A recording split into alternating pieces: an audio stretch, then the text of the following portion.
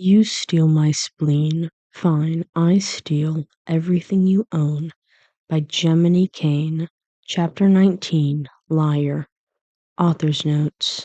Chapter titled Liar by the Arcadian Wild. He greeted her with a handshake, which she returned, along with a polite smile. It had become a habit whenever they started a session. This was session number 4, if you do not count session 0, and where, with her usual patience, she would feel as though she had found her footing by now. That was not the case with Tim. Not that she did not know Tim would be a challenge when she agreed to become his therapist.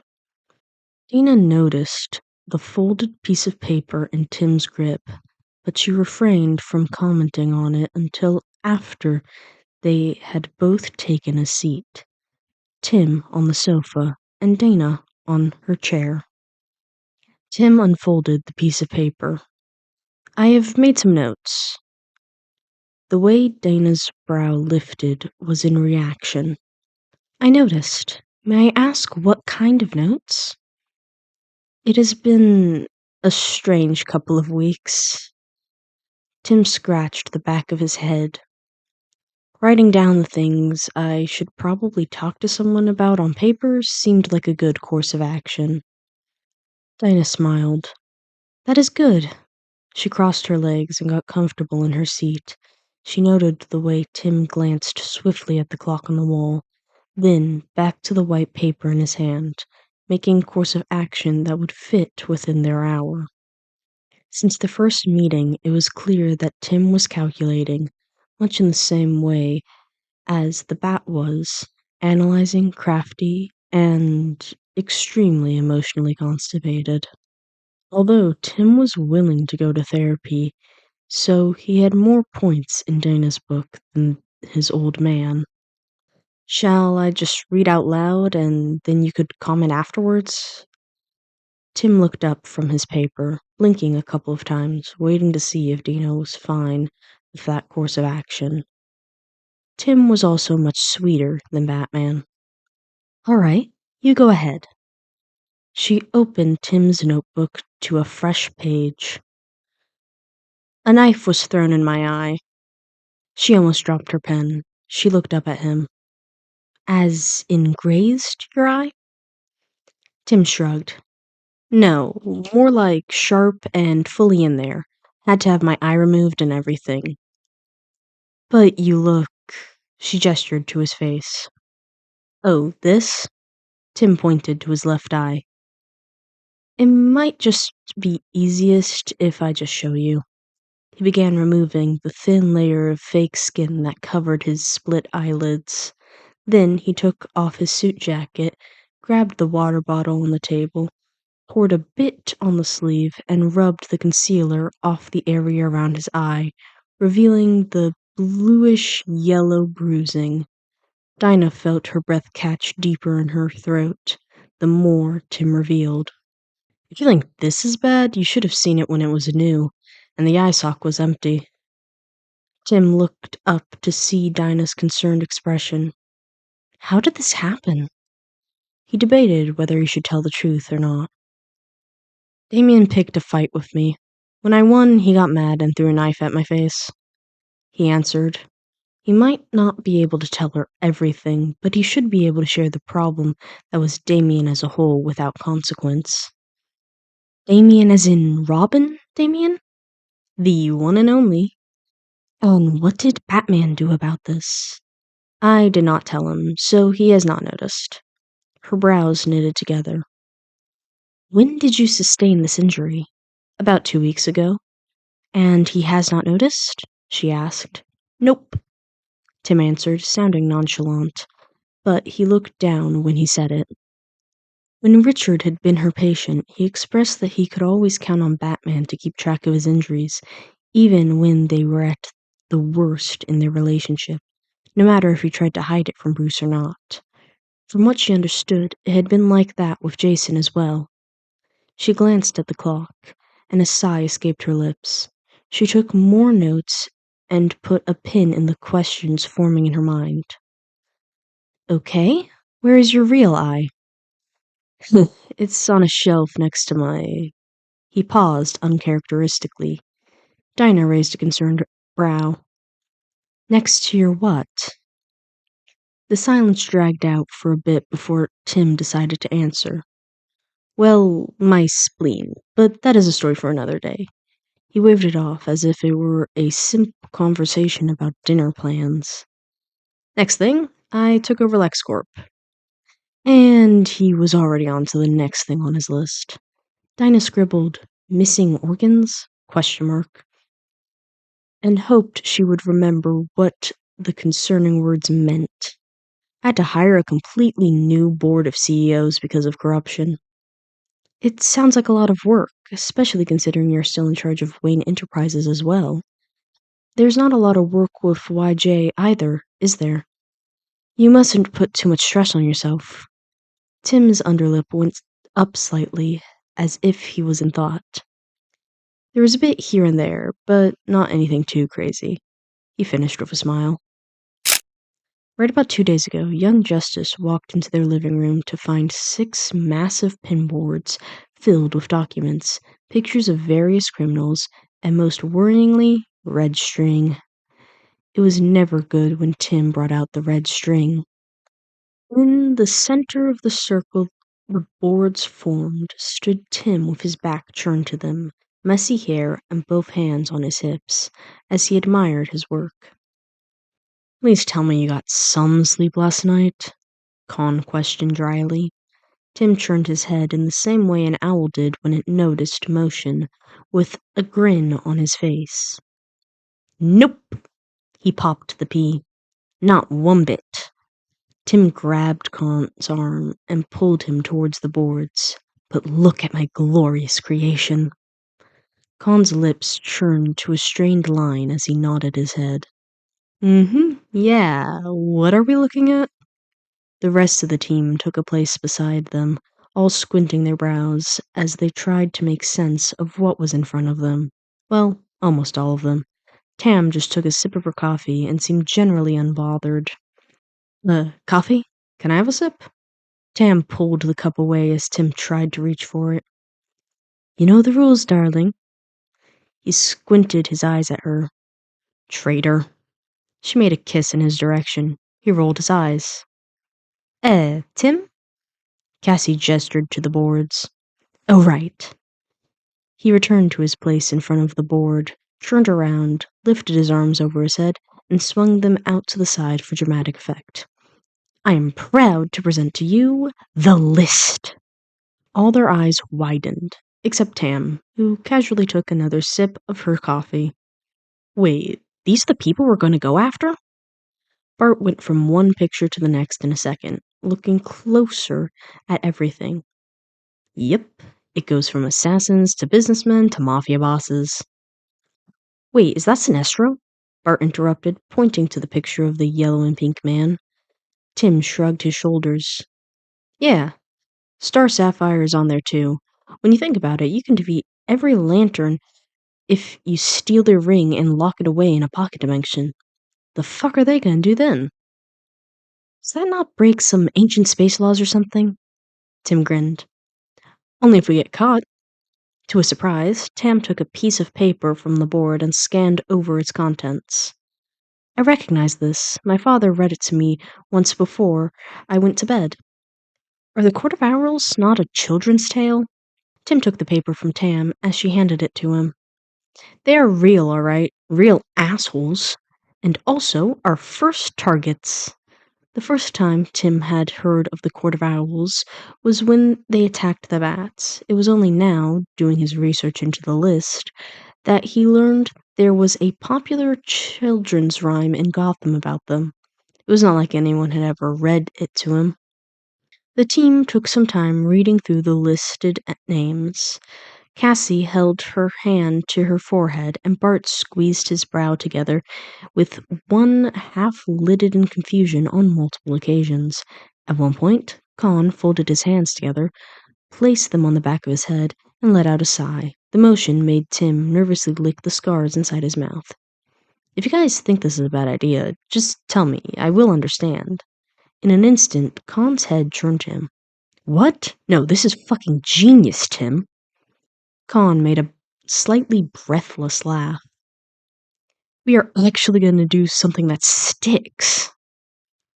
Tim felt himself being taken aback, but in a good way. Really? But you all look so, overwhelmed, Cassie finished for him. It's not hard to be whenever you make something like this. Every plan to strike our foes' unseen weaknesses is absolutely extraordinary. Tim felt his cheeks turning red. He was much more used to criticism than compliments. Thank you. Tam smiled softly. Straighten your back, boss. It was something she would tell Tim when he was nervous or overwhelmed, ironically, never during intense business discussions, but rather normal social interactions where Tim felt at a loss. It always helped him focus. The entire team stood before the list as they took a place on either side of Tim. Well then, he smiled proudly, I introduce you to the future of young justice. Leaving out his plans was probably the best course of action considering Dinah's affiliation with the Justice League. They were less than likely to approve, since it could potentially be dangerous, not to mention Tim might have tweaked a bit of some legal aspects in his plans to bring some of the worst down. He moved on from the overview by going to the next point in his notes. I plopped an eyeball into my face without reading the description first. In my defense, they were written in hieroglyphics. And now, as a result of these actions, my friends want me to quit my caffeine addiction. Dinah blinked twice. What? Yeah, that one might need further explanation. Why don't you just clone a new eye? Bart wrinkled his nose at the small jar in his hand, which he had grabbed from the large shelf. I already did that with my spleen, and I would hate to become predictable. Tim slightly stirred a jar of his own around. Besides, I have all these perfectly fine eyeballs just lying around. Why not use them? Because they are cursed. Tam deadpanned. Do you know what is better than having a cursed eye? Con looked at Tim with an unimpressed expression. What? Not having a cursed eye. Tim rolled his eye with a smile. Only like 30 of these are cursed, to be sure, he said, as if that made it any better. Con held up 2 jars. Yes, and the other 70% we have not been able to translate yet. These do not even have letters. The jars he held scribbles of hieroglyphs. There had been a couple of descriptions written in ancient Greek, which Cassie had helped translate, others in Arabic and traditional Chinese. Tim took care of those. There had been one written in runes, Eye of Odin it translated to. It talked about how the guy had thrown it down a well or something. None of those eyes had worked, either because they turned people to stone or because they did not look enough like Tim's other eye to pass off as normal. Tim took one of the jars from Con's hand. It was hard to see the eye inside of this one. Con's gaze went from Tim to the jar. You know hieroglyphs? Tim made a dissatisfied hum. No, sadly. It is not a scripture in my arsenal. I do know one sentence, though.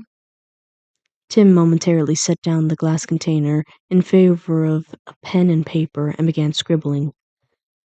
Tim handed the note to Con before picking up the jar again. His brow curled when he looked at it. Note, by the way, this is just a reading of what Wikipedia said was the names of these. Heart and windpipe, horned viper, mouth, quail chick, dual stroke, hindquarters of a lion, basket with handle, dual stroke. What does this even mean? The only answer Con got in return was a wink. While the others slowly went back to looking through the jars, Tim decided to open his own. Since it was hard to see what it looked like in the murky liquid surrounding it, the smell that attacked his nostrils was instant, and he had to fight off a gag. Yet he did not feel the need to close the glass. Instead, he felt compelled to stick his hand into it and fish out the eyeball. Well, that is ominous. Despite his thoughts, he put his hand slowly into the sloshy water and pulled out the eye. The pull he felt only grew stronger as he did so.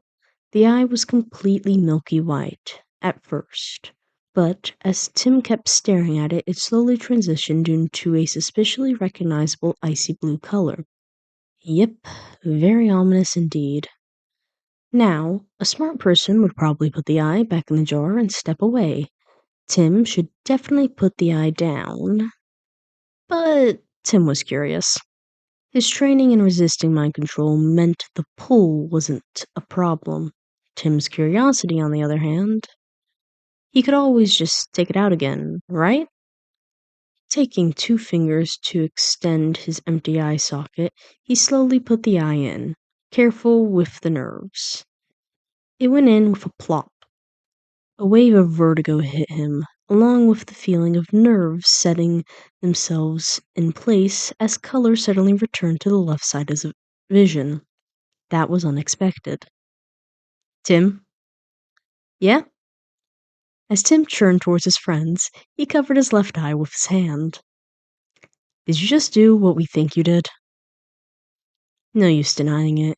He quite literally stood holding an empty container in his hand. Tim planted his teeth on his lower lip. Yes, he let the hand over his eye remain, since he did not want to risk turning his friends to stone or something worse. Take it out right this instant. Tim tried sliding his finger carefully under his eyelids, but not only did the eye not give, it also hurt. It was as Tim feared. This thing had integrated itself into his eye socket. Yeah, about that. Do you often put strange things into your body? Dinah had a smirk on her face. She might as well have asked him if he was one of those kids who ate things they found on the ground. Only on Tuesdays, Tim answered her dryly. He got a small laugh in response. Sorry for interrupting your story, but I do have to ask, what does this have to do with your friends wanting you to quit your caffeine addiction? Oh, right. Thankfully, Dinah had learned to notice when Tim was about to go off track with his retellings and knew how to get him back. So, later we managed to translate the text that belonged to the jar. Turns out it is called the Eye of Horus, more specifically, the left eye of Horus. According to a quick internet search, it is meant to symbolize the moon, protection, health, and restoration. So, not cursed. Tim scarcely lifted his hands. Yay! And the caffeine problem? Right, so as it turns out, the whole restoration, health protection, and moon thing was very literal, because whenever nighttime comes around, I feel better than ever, stronger than ever, more energized than ever. Usually, I could push myself to go 4 days without sleep before my body forced me to pass out.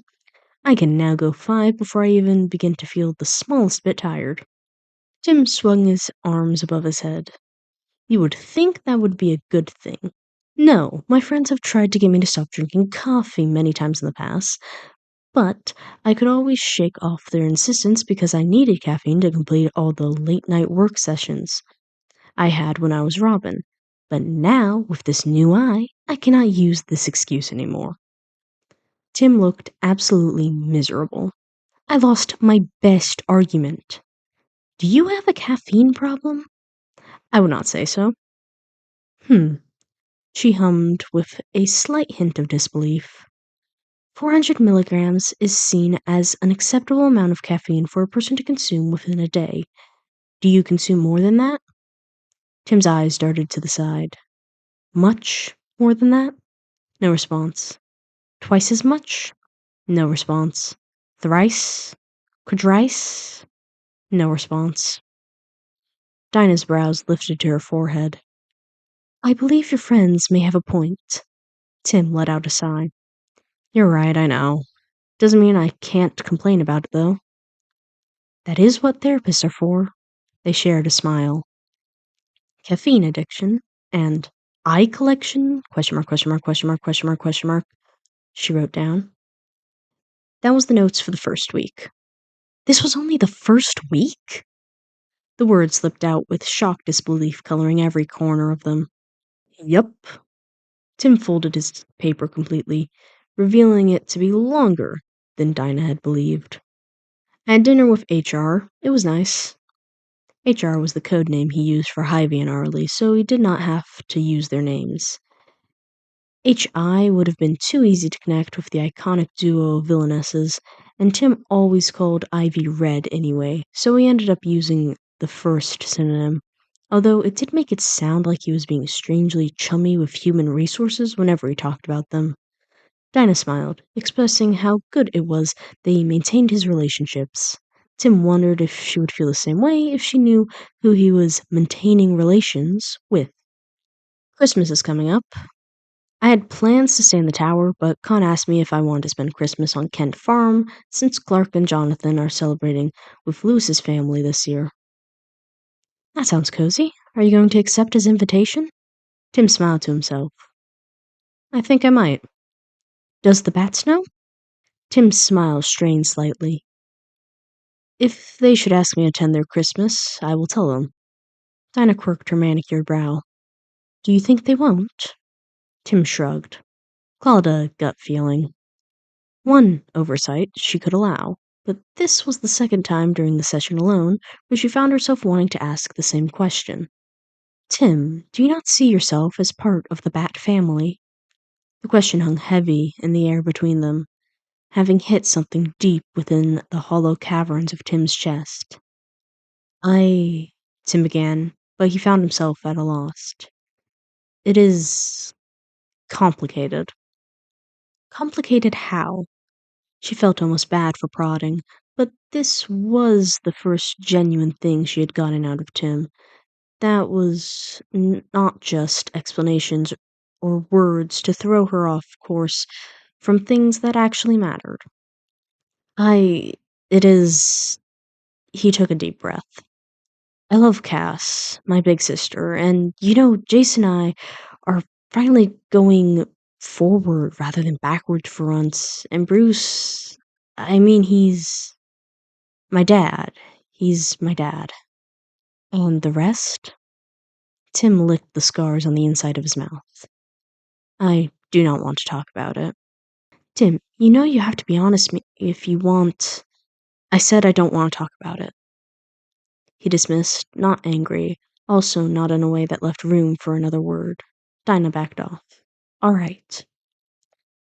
He could not help but stare as Dinah wrote something down. It made an uneasiness spread in his chest. Bruce actually came to visit me in San Francisco for the first time a couple days ago. It was as if Tim was trying to convince her of something as he said it, of what he did not know. The statement made Dinah put down her pen. That's good to hear. Tell me about it. It had been late afternoon after finishing a mission with young Justice. The elevator made a ping sound as they walked through it. Anyone up for takeout tonight? Con asked tiredly as he dragged himself ahead of the others toward the kitchen, looking through the bare fridge. Before the others could answer him, his senses picked up on something behind him. He turned his head to see a humanoid figure. Holy shit!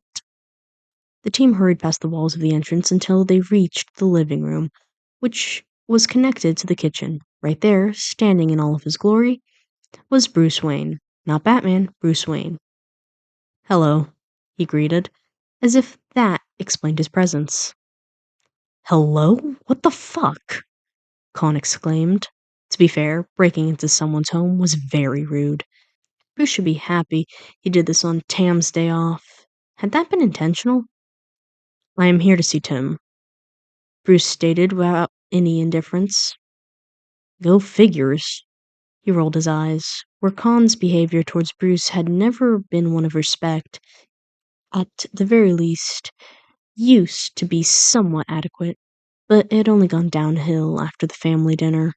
Tim took a step forward, as a way of taking a step between them. Sure, Bruce. Do you want to talk in private, or is here fine? I was hoping we could leave the tower. You said you have not eaten yet? You could show me a bit of San Francisco. The request had caught Tim off guard. Was this not a report briefing? He glanced at his friends. They did not seem particularly happy, but there was no pressure to refuse the offer present in their expressions. He wanted to give them an apologetic smile, but the mask made it kinda hard.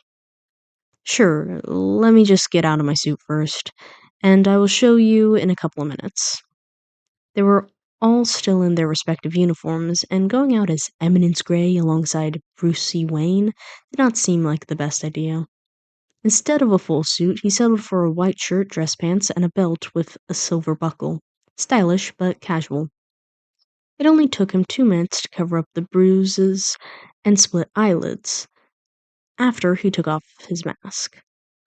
It had taken 10 minutes to begin with, but along with the bruise healing, he had also gotten used to the process by now.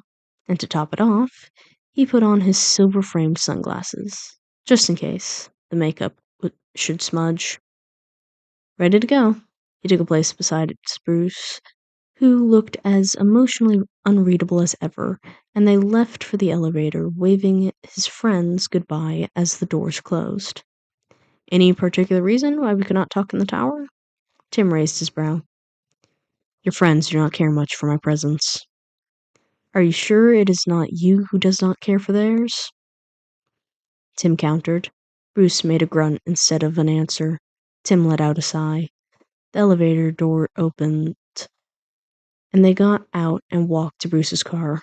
Tim sat in the front seat next to Bruce, his elbow on the armrest, resting his head on his hand as the car drove off. Are you here to get a report on something? It was a bit of a far stretch to think Bruce would come all this way for something he could ask over the phone, but Tim still felt the need to ask. No. Is this a test? No. Did I do something? No. Bruce stopped at a red light and focused on Tim. I'm here to see how you are doing. Tim lifted his head from his palm. Really?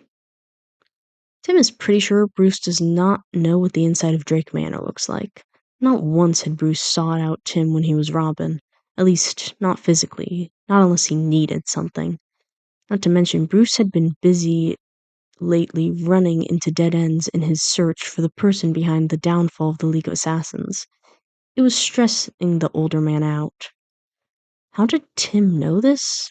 He may have planted a couple or dozen small, undetectable cameras all around the Batcave and Wayne Manor, so he can stalk his family while he is not there. What can he say? Old habits die hard. You came here to see how I'm doing? Yes. Tim squinted his eyes. Are you sure this is not a test? 'Cause you promised. Not everything is a test, Tim, Bruce answered with a sigh. The lights turned green and his focus went back to the road. Tim squinted his eyes. Are you sure this is not a test? 'Cause you promised. Not everything is a test, Tim, Bruce answered with a sigh. The lights turned green and his focus went back to the road. My sweet 16 was a test. My former best friend's death was a test. Tim thought, but the words never got to escape his lips. No need to be dramatic. He might actually just be here to check on you. They ended up going to one of the fancier restaurants in the area. He and his friends usually stuck to takeout places, so Tim had not been here before, but it seemed like a good place based on the online ratings. They took their seats, and then their orders. So, what's it like living in San Francisco? Small talk? Tim could do small talk.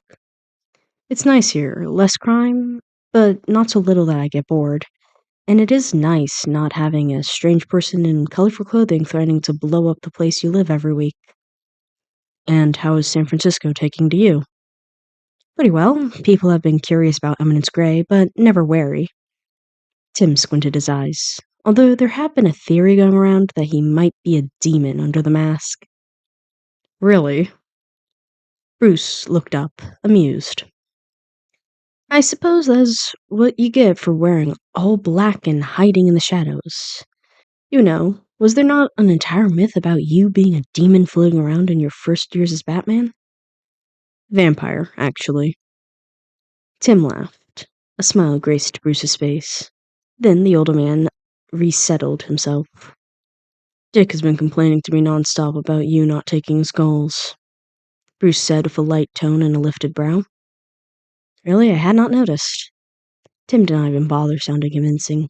Dick had called him for at least 10 times a day, every day, for the last 6 weeks. At some point you would think the guy would take a hint. I know the two of you had some falling outs when I was gone. You mean when everyone believed you were dead and Dick made sure I had no one to help me when I wanted to prove them wrong and alienate me from the few people I still had left when he and everyone else gave up on you? He sneered. Tim, Bruce spoke sternly. The words had been sharper than Tim had intended. He swallowed the indignation that remained on him. Sorry, he muttered. What had transpired between him and Dick was not Bruce's fault. He knew that, but it is just that the wound is still fresh. It was a stressful time for all of you, but despite this, you all made it. There's a trace of pride in the light smile that Bruce allowed to play across his sharp features. Usually, Tim would drink such a rare showing of appreciation up like a withered plant in the burning desert, but the words sent Tim's mind elsewhere. He recalled falling, the wind on his face, where his red robin mask had been forcefully torn off. The sound of the surrounding glass shattering, the sinking feeling that consumed him as he fell. No memories had flashed behind his eyes, only the solace in having done what he had set out to do. He had felt at peace then.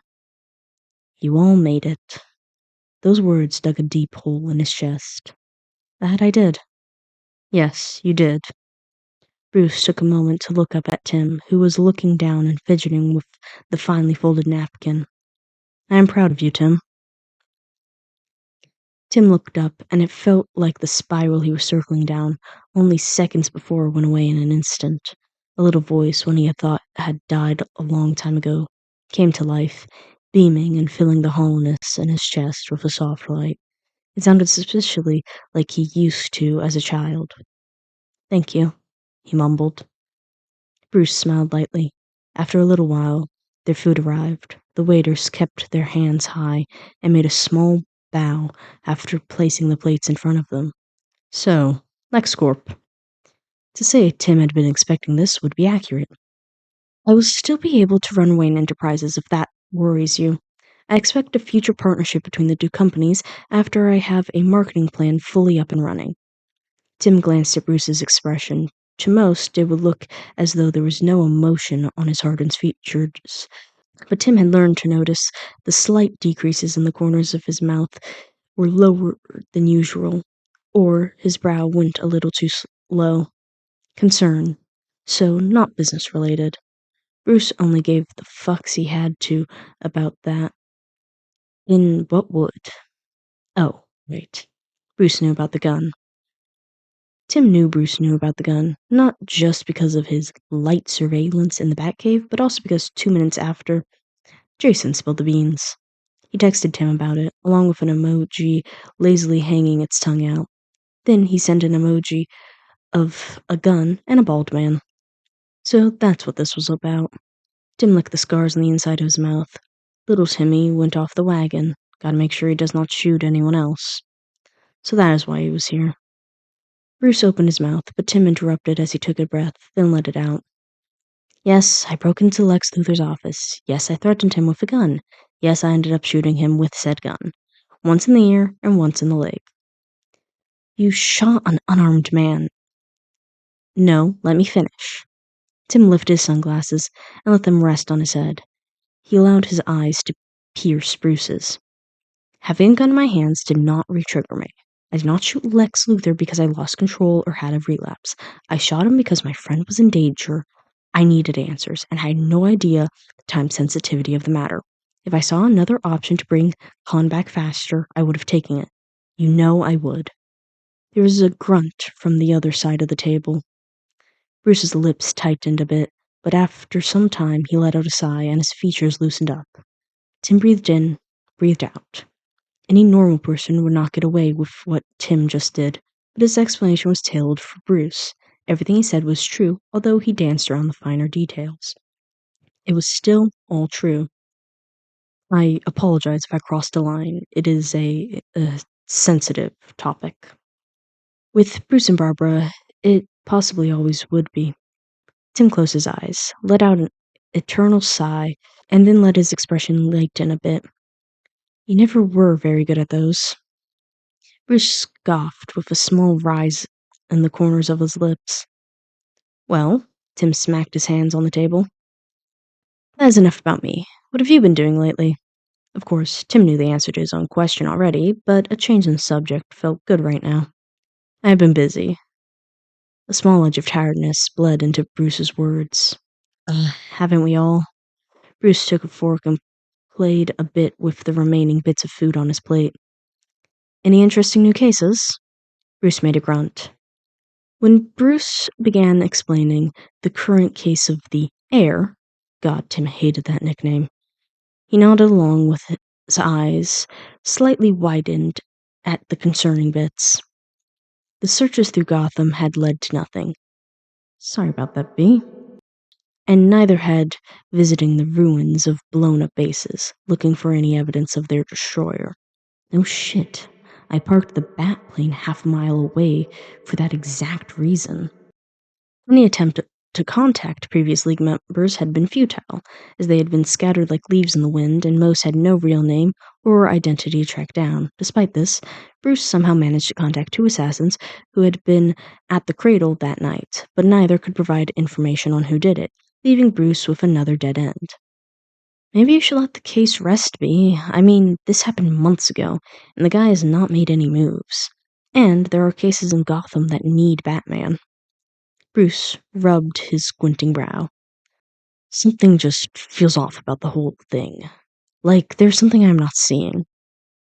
Tim bit down the urge to say, look up, and was about to give a small, it is okay to let things go speech when his phone began buzzing on the table.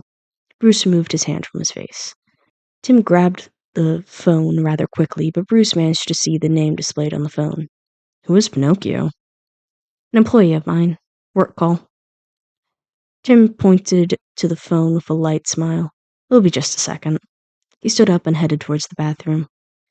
Bruce rubbed his fingers on the table. It ended up taking a bit more than a second. In fact, it took 60 minutes. Bruce counted, before Tim returned, and when he did, he was noticeably more gloomy, even hanging on the edge of agitated, which Bruce now realized he has never seen from the boy before. Bad work call? He asked as Tim took a seat. Something like that, he muttered. Not WE, is it? Tim did not respond for a moment, then he sighed and his expression lit up, leaving no indication of the emotion Bruce had seen before. WE's safe and sound. A change of plans is needed somewhere else is all. Tim waved his hand as if to literally wave the topic off. But no more business talk for today. We're talking about a case? Bruce wanted to ask more about what had made Tim react so strongly, but his son was clearly not interested in discussing the topic further, so Bruce let it go. I am contemplating whether or not it would be wise to put the case aside until something new should emerge. Tim looked seemingly at nothing for a couple of seconds, then he sighed and let the corners of his mouth rise slightly. You know what, Bruce? After thinking it over, I do not think you should set this aside. I mean, for all we know, this could be a very dangerous individual. Tim raised his hand for the waiter to pick up their plates. I could take a look at it if you want. It has been a while since we worked on a case together. It had, hadn't it? Before Bruce got lost in the time stream. You did always have a way of making things clearer. Bruce reminisced about the little boy whose mind and determination defined him. The one who believed that anything could be solved if he tried hard enough. Tim put his elbows on the table with knitted fingers, and he rested his head on them. Clarity might be exactly what you need. Tim smiled as his eyes met Bruce's. Who knows? Maybe the answer is right in front of you, and you just haven't noticed. A couple of the finer details might have been left out of Tim's story. The JJ thing, the lying, and the phone call. And that was the last thing on my list. Tim beamed. Another session of therapy was successfully completed. That leaves us with a couple of minutes left. Oh? Tim glanced at the clock on the wall. Almost completed. Did we finish all of that so quickly? Wow, we did well. Tim folded his paper and stored it in his pocket. We did, Dinah agreed. Although, as good as your notes were, maybe bring them in a smaller format next time. It would not do for our sessions to become a hassle. Tim promised her that he would change his notes for next time. 4 minutes still left until the long incline hit 12. If you have a question, you can ask it now if you want. Dinah's fingers grazed over a page. Its contents held nothing but unanswered questions. The more time she spent getting to know Tim, the less she felt she actually knew him.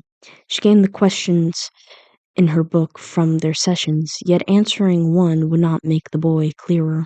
She closed the book with a soft thud. How was your relationship with your parents? Tim visibly stilled. Where did this come from? He tried to keep a light smile on his face. I'm simply trying to create a better understanding, that's all. Tim's eyes darted down. Then pick a different question. Dinah quirked her brow. Why? Not a lot to say. Is there not much to say, or do you not know what to say? Tim licked the scars on the inside of his mouth. Both. Could you try? She requested with a soft smile. Tim continued, letting his tongue graze over the ragged lines. They were not around often. I learned not to count on them to be around for important events. In the end, when they died, I did not know them. Dinah gave him a concerned look that left a pit in his stomach. Having bad parental figures, especially in our early years, can do a lot to shape who we are. It was just they were not bad. Tim stood up from the sofa and began pacing. Jason had bad parents who hit him, and Cassie had a bad father who used her and did not let her be a person. Just because your parents were not physically abusive does not mean they did not hurt you. The pacing stopped. Tim's posture straightened. He let his arms rest on the lower part of his back. They were good people. They were just not good parents. It happens. Tim, would you look at that? Tim's eyes darted to the clock on the wall. Our time is up.